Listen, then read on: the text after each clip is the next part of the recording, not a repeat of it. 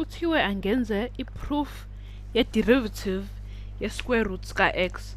Ngakho ngizokwenza yona i-proof ye-derivative ye-square root ka-x.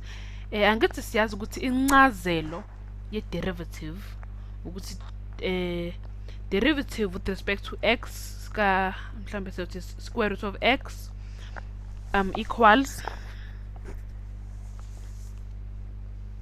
ngishintsha umbala wami, i-limit uma u-delta x u-approacha u-0, u-delta x wethu u-approacha u-0, sifuna thina i-limit ka square root x plus delta x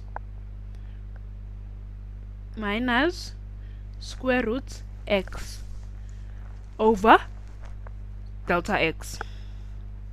Sifuna ilimit yalokho ke thina uma u-delta x u-approacha u-0.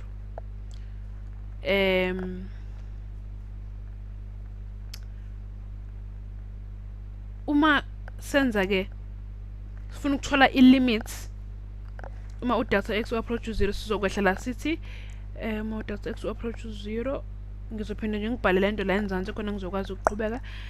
X plus delta x minus square root x over square root delta x.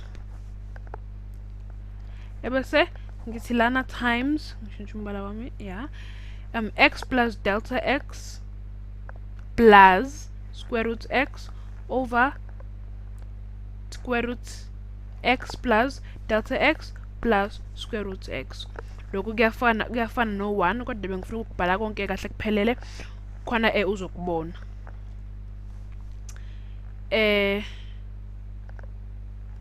Lokhu le format noma le ndlela okubhalwe ngayo lokhu kwethu kufana nokuthi a plus b, a minus b, uzobona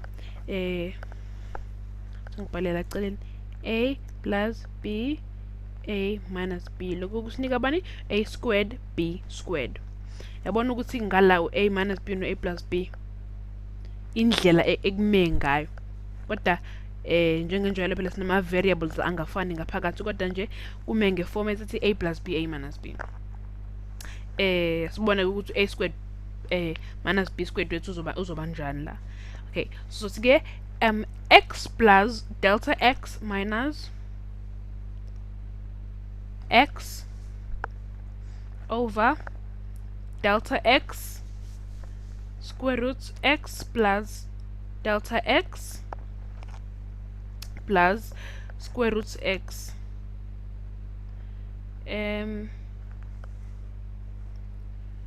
Bese ukhanselana lo x no negative x, bese kusala delta x ngaphezulu, yabona.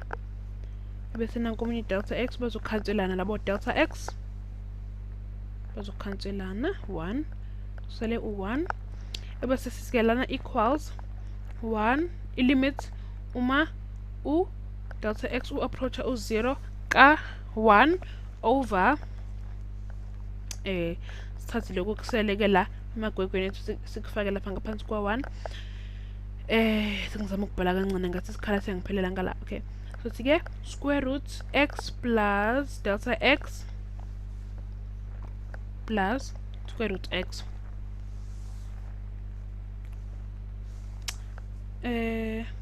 Yeah, ebese siyaqhubeka sithi equals 1 over square root x